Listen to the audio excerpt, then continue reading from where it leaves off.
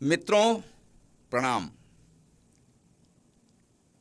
देखिए, इस समय हमारे पूरे देश की हालत ये है कि बच्चे पढ़ लिख कर, बाप मेहनत से पढ़ा लिखा देता है तो बच्चे पढ़ लिख कर किसी पोस्ट पर पहुंच जाते हैं, कहीं कमाई करने लगते हैं, अपने बीवी बच्चों में मस्त, माँ बाप की फिक्र करना ही छोड़ देते हैं। कभी औपचारिकता में होली दिवाली पैर छूते हैं तो ऐसा लगता है जैसे अंतिम प्रणाम कर रहे हैं। बेटा मोटरसाइकिल निकालकर कहीं जाने के लिए तैयार है। अब बाप ने पूछ लिया कि बेटा कहाँ जा रहे हो? ऐसे तेवर से देखेगा कि बाप को एकदम बस शांत ही हो जाना पड़ेगा।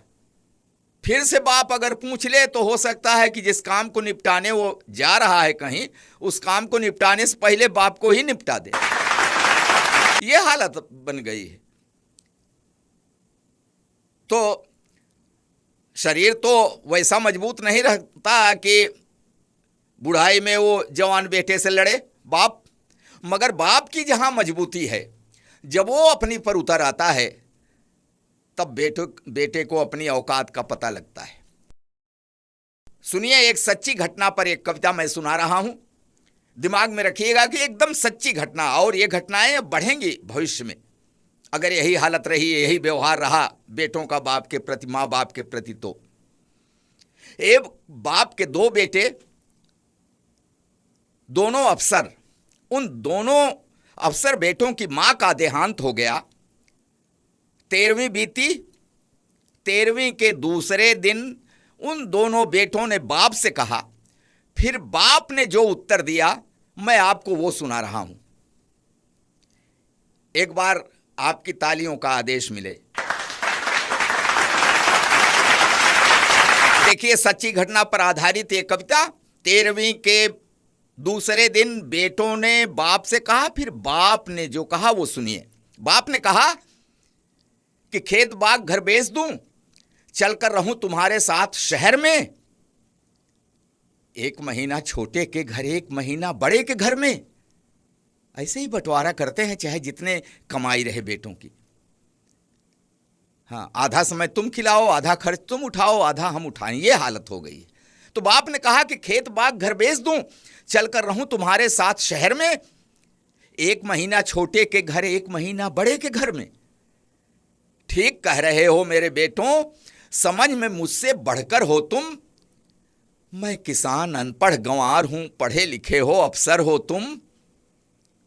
कांधा अपनी मां की अर्थी को न दे सके, इसका गम है। नहीं आए थे दाह संस्कार वाले दिन, तो बाप ने कहा कि कांधा अपनी मां की अर्थी को न दे सके, इसका गम है। लेकिन 13वीं पर आए, ये एहसान क्या मुझ पर कम है? क्या बतलाएं, हमने तुमको कितने नाजों से पाला था। तुम दोनों को चमकाने में खुद को धूमिल कर डाला था। ढंग की शिक्षा के प्रबंध में दिन बीते कितने बेढंगे।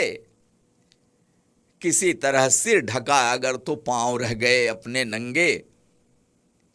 तुम्हें जिंदगी मान लिया था, तुम्हें जिंदगी मान लिया था, इसी लगन में थके नहारे। हम कितने बेरंग हुए तब सुर्ख हो सके स्वप्न तुम्हारे। स्वयं बेसुरे हुए तुम्हारे जीवन के संगीत की खातिर। कदम कदम पर हमें हारना पड़ा तुम्हारी जीत की खातिर। जीत मिली तो क्या बतलाएं, कितनी फूल गई थी छाती। लेकिन किस्मत ऐसी निकली, हार गए हम जीती बाजी। 3 महीने तक मां तड़पी, आईसीयू में भर्ती रही। 3 महीने तक मां तड़पी, तड़प तड़प कर देखी रास्ता। मगर न आए उसके बेटे, एक व्यस्त दूजा भी व्यस्त था। पूरी काया कान थी उसकी, हर आहट को आंक रही थी। आंखों की बेचैनी पल पल दरवाजे को झांक रही थी। बीमारी उसका क्या करती, जीने की दृढ़ता थी गहरी। लेकिन अपनेपन की टूटन शायद झेल न पाई ठठरी। मां करती रह गई प्रतीक्षा अपने बेटों के आने की, बेटे करते रहे प्रतीक्षा मां के प्राण निकल जाने की। अंतिम सांसों तक ममता की परछाई आंखों में देखा, पत्थर दिल वाले बेटों को पथराई आंखों में देखा।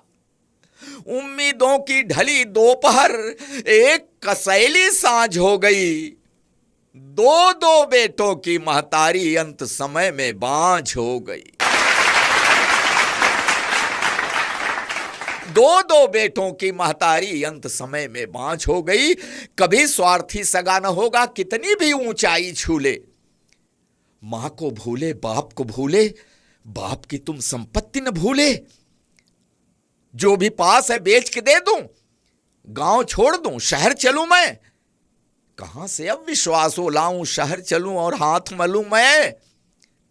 सुनो, माना कम है सुख सुविधाएं, मगर जीने का आधार बहुत है। माना कम है सुख सुविधाएं, जीने का आधार बहुत है। पैसा बहुत नहीं है, लेकिन मेरे गांव में प्यार बहुत है।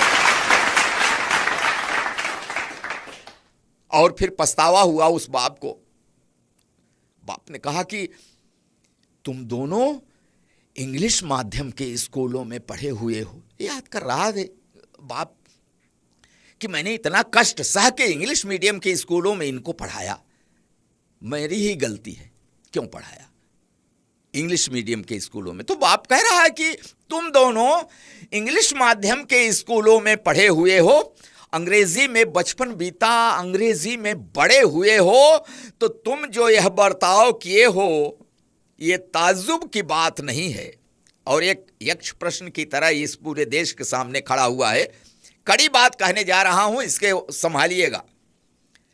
बाप ने कहा कि तुम दोनों इंग्लिश माध्यम के स्कूलों में पढ़े हुए हो, अंग्रेजी में बचपन बीता, अंग्रेजी में बड़े हुए हो, तो तुम जो यह बर्ताव किए हो ये ताज्जुब की बात नहीं है, क्योंकि अंग्रेजी की किसी किताब में श्रवण कुमार का पाठ नहीं है। रास्ता देख रहे अशकों का आशीर्वाद भी ले न सके तुम, मेरे लायक बेटों मां को अंजलि भर जल दे न सके तुम। देखो इसका नाम है कल्लू। वहीं पड़ोस का एक नौजवान खड़ा हुआ है, इशारा किया बाप ने कि देखो देखो इसका नाम है कल्लू, हमें खिलाकर फिर कुछ खाया। 3 महीने साथ रहा ये, कब सोया मैं जान न पाया, जब आवाज दूं तुरंत हाजिर। 3 महीने साथ रहा ये, कब सोया मैं जान न पाया। बेटा वह जो बुझते मन में जीवन की एक आस जगाए, बेटा वह कंपते हाथों की जो बढ़कर लाठी बन जाए। तुम दोनों इतिहास रचे हो तो कान खोल कर सुन लो, मैं भी नया इतिहास रचूंगा। और याद रखिएगा कि इस सच्ची घटना पर आधारित है। मैंने अपने से थोड़ा सा नमक मिर्च जो मिलाया है मिलाया, नहीं तो घटना सच्ची है। बाप ने कहा कि तुम दोनों इतिहास रचे हो तो सुनो, मैं भी नया इतिहास रचूंगा। खेत बाग घर जो भी पास है सब कल्लू के नाम लिखूंगा। अब न मुझे, और लिख दिया मित्रों, 25 बीघा कला जमीन जिसकी कीमत 15 करोड़ आकी गई, लिख दिया। सच्ची घटना कि तुम दोनों इतिहास रचे हो तो मैं भी नया इतिहास रचूंगा। खेत बाग घर जो भी पास है सब कल्लू के नाम लिखूंगा। अब न मुझे परवाह कि मुझको स्वर्ग नर्क या मोक्ष मिलेगा, मैं कल्लू को हक देता हूं, यही मुखाग्नि मुझे अब देगा। मैं कल्लू को हक देता हूं, यही मुखाग्नि मुझे अब देगा। धन्यवाद।